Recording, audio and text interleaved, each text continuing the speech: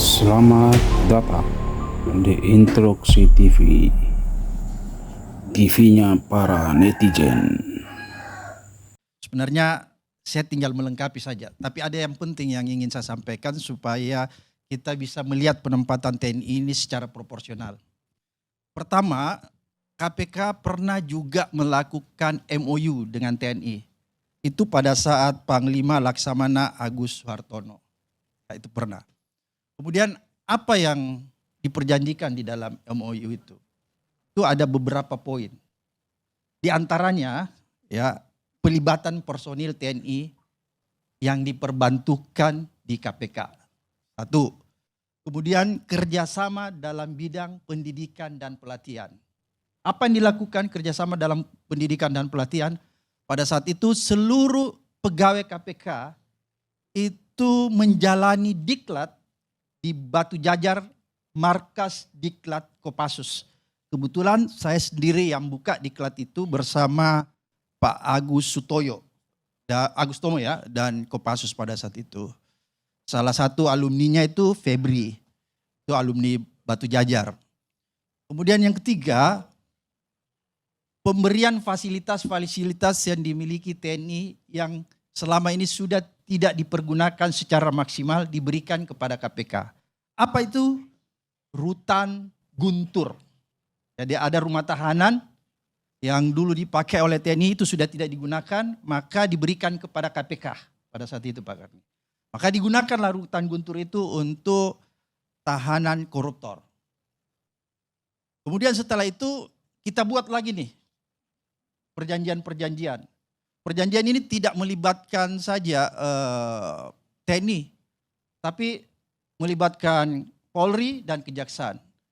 Kita buat perjanjian yang namanya Perjanjian Penyelamatan Sumber Daya Alam.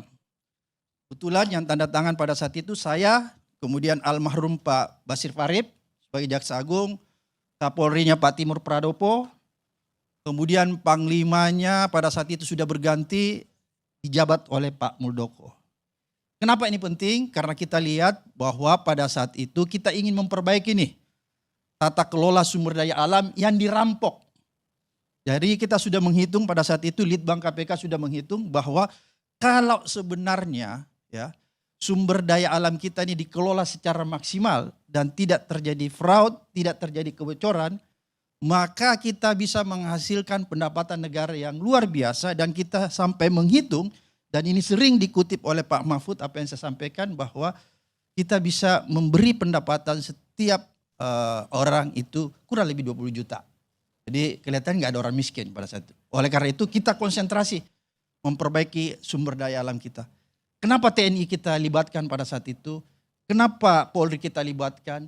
Kenapa Kejaksaan kita libatkan pada saat itu? Karena di lapangan ternyata kita sinyalir ya, ada oknum-oknum dari aparat penegak hukum ini yang menjadi backing terhadap tambang-tambang legal dan tambang-tambang ilegal. Oleh karena itulah kita libatkan TNI pada saat itu, kita libatkan Polri, kita libatkan Kejaksaan. Oleh karena itu sebenarnya kalau kita ingin kembali Pak Karni, apa yang terjadi sekarang ini sebenarnya sudah pernah terjadi di masa lalu. Tapi sekali lagi saya ingin tegaskan, pada saat itu KPK sedang mengalami ancaman yang besar. Jadi ada ancaman yang besar. Jadi memang dia bisa melibatkan TNI pada saat itu. Bahkan kita masih ingat ada personel KPK yang pada saat itu diteror ya. Novel Baswedan, saya harus buka aja di sini supaya ini lebih jelas semua. Itu sampai harus mendapat pengawalan dari personil Angkatan Laut, Denjaka, Pak, gitu ya. Jadi ini sudah pernah dilakukan, tapi lagi-lagi itu jelas semua perjanjiannya ya. Pada saat itu kritik datang juga ke KPK dari masyarakat sipil. Saya masih ingat pada saat itu Bambang Wijayanto ke ruangan saya. Dia bilang, Pak Abraham, ini ada kritik nih dari masyarakat sipil, dari teman saya namanya Hendardi di Setara, dia bilang kan, kok ini KPK menarik-narik nih TNI masuk, dia bilang gitu kan. Tapi pada saat itu saya minta sama Bambang Wijayanto untuk menjelaskan maksud tujuan kenapa kita harus bekerja sama. Jadi saya tidak ingin memakai kata melibatkan. Ya. Karena kalau saya memakai narasi atau terminologi melibatkan kurang pas kayaknya. Jadi ini kerjasama dalam pemberantasan korupsi. Karena memang dalam Undang-Undang Pemberantasan Korupsi, semua elemen masyarakat itu bisa dilibatkan dalam pemberantasan korupsi untuk menunjang laju pemberantasan korupsi yang kita inginkan. Karena kita tahu pada saat itu memang korupsi tinggi sekali dan sampai sekarang ini pun. Dan ancaman apa yang sedang dihadapi KPK pada saat itu? Karena KPK sedang menangani kasus-kasus korupsi yang terjadi di aparat penegak hukum. Jadi ada korupsi yang terjadi di aparat penegak hukum, maka ada ancaman yang luar biasa sehingga KPK pada saat itu melibatkan TNI. Tapi itu ada limit waktunya sebenarnya. Tidak seterusnya. Ya, ada limit waktu.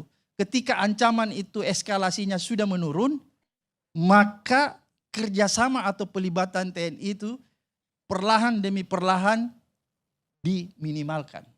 Bahkan pada akhirnya itu selesai. Oleh karena itu saya ingin katakan bahwa sebenarnya kenapa ini menjadi polemik? Karena kita tidak melihat ada ancaman yang serius sebenarnya kepada Kejaksaan Agung. Kok ini tidak ada ancaman yang serius, tiba-tiba ada pelibatan TNI. Beda ketika misalnya KPK di masa lalu melakukan pemberantasan korupsi itu kan tanpa pandang bulu. Saya lihat itu, masih ada lah jejak-jejak digital bagaimana dia menyentuh lembaga-lembaga yang selama ini kita kenal untouchable. Susah disentuh ya, itu disentuh semua oleh KPK. Oleh karena itu dia mendapat ancaman yang luar biasa. Maka karena itu ada ancaman, maka kita menjalin kerjasama dengan TNI sebenarnya.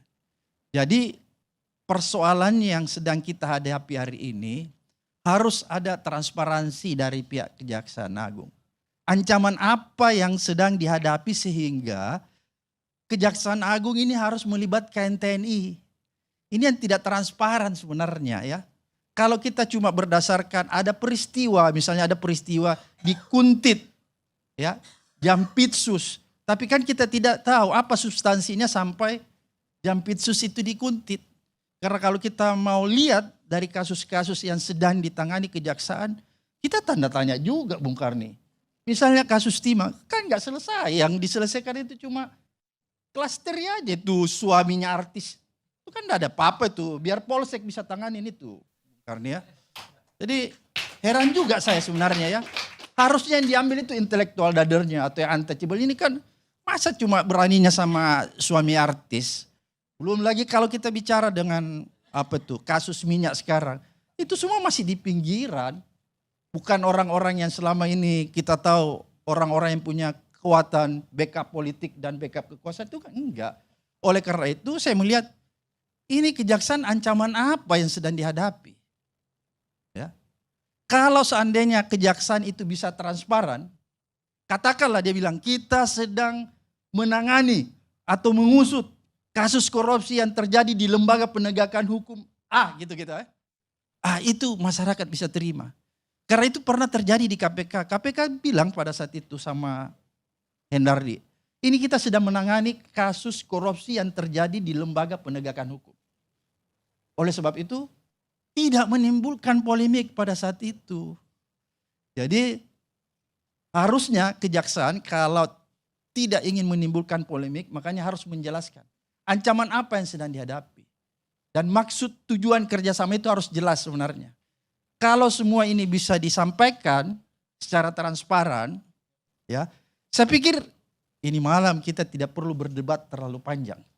Karena kita akan tahu, ternyata kejaksaan sedang menangani kasus A, B, dan C. Tapi ini kan kejaksaannya sembunyi-sembunyi juga. Kan kita khawatir juga, kenapa dia nggak transparan kan? Banyak kasus BTS misalnya kita lihat, itu kok berhentinya sampai di situ. Jadi ya kita bertanya-tanya ini.